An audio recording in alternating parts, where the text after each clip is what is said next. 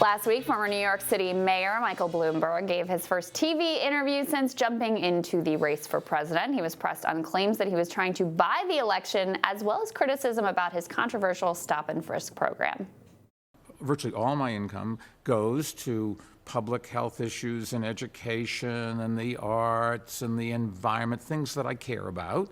And I think I could do a lot of good for the country if I could become president. And so using some of those monies to fund the campaign is fine. Stop and frisk, you recently apologized for that. Some people are suspicious of the timing of your apology. The mark of an intelligent, competent person is when they make a mistake, they have the guts to stand up and say, I made a mistake, I'm sorry. We don't question that. We don't question your belief that you made a mistake. I think the question is the timing that you realize you made the mistake. Well, nobody asked me about it until I started running for president, so come on. Joining us to weigh in on all of that and to discuss Bloomberg standing in the Democratic primary is Tim Black. He's owner of TBTV and host of the Tim Black Show. Great to see you, Tim. Great to see you. You guys ready for this? We're about to do it. I don't know. Are we? So we won you over, right? What a benevolent man, Tim. You're going from Bernie to Bloomberg? Yeah. Bernie to Bloomberg. Yeah. They're almost the same, almost identical. I can't tell them apart. I mean, could you believe how nice it is of him to delegate all of his income to us poor folks who don't believe in the arts and culture? And I mean, he's an intelligent and competent man who recognizes the errors of his way. Break his arm, patting himself on the back. It's kind of amazing, right? First of all, he was always been asked about stop and frisk. He's been asked about that since he was mayor, after he was mayor. Soledad O'Brien, who I have many qualms with. But even she came out and said that they asked to interview him for a documentary specifically about stop and frisk, and that they declined based on that. It ain't the first time he's been asked about stop and frisk. As recent as 2015, he was out here saying he's defending it. Yeah, he was talking about appealing it in 2013, right after the ruling came down from the courts. Oh, wow. He said, hey, this process was a great process. It was very helpful, or we cut crime. Yeah. We should keep it going. In fact, even though this process of stop and frisk, they were searching, 55% were black, 33% Latino, 10% white. He said, we didn't stop enough blacks. We need to stop more blacks. We need to stop less whites. So he was still on this racial profiling right after it happened, all the way up until a couple years ago. So what do you think what does he think he's doing here? Honestly, what does he see as his path to being the Democratic nominee? He's not playing in the first early states. He obviously has issues with the African-American community that he's trying to play cleanup crew on. Issues, it's very high unfavorability ratings in the Democratic Party writ large. What is he thinking? I think he wants to avoid the wealth tax. I think he wants to avoid people like Bernie Sanders from actually coming in and taking some of that hard-earned, securities money that he got over the years. Yeah. That's the only thing I can see. I mean, Charles Blow's been doing extensive coverage on this in the New York Times.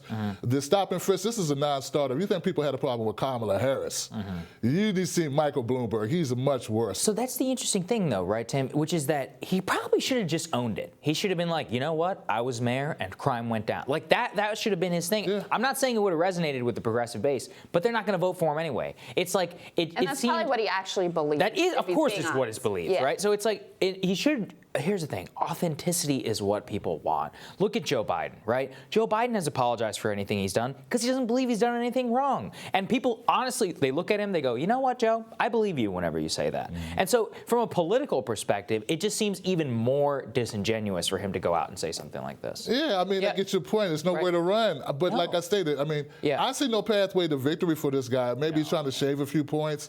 I don't even know why he's running as a Democrat. I think it's because of a couple social issues, like he's pro-choice, but he is definitely not the flavor of a Democrat that people are interested in right now. He endorsed Scott Brown over Elizabeth Warren. He backed George W. Bush. He's the furthest right in terms of his foreign policy. He's a complete neocon. Not only backed the Iraq War, but bought into these conspiracy theories that Saddam Hussein was connected to 9/11, which was, of course, total fabrication. So, it's an awkward fit with the Democratic Party, which he's a new member of. However, here's a guy with so many billions of dollars. He could spend, $1 billion next week and wouldn't even notice. And you can't underestimate someone who has as high a profile as he does and that much unlimited money to spend. He's not going to be the Democratic nominee. But I think he does make a dent in this race. Who do you think that he draws from the most? How do you think that this shapes the dynamic? Or does it? I would have to think he would take votes from more centrist, moderate Democrats, Joe Biden, Amy Klobuchar, Pete Buttigieg. people in the people. Yeah, please, Pete Buttigieg.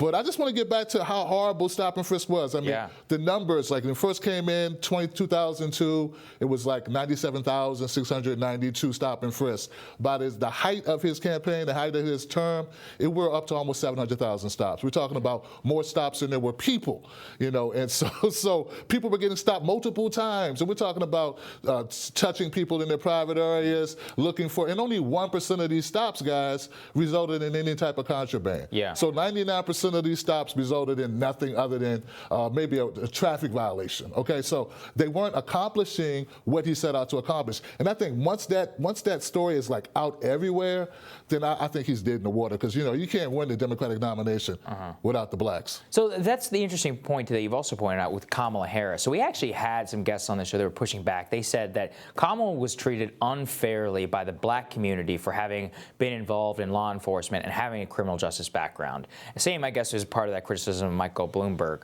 What's your take on that as a black progressive yourself?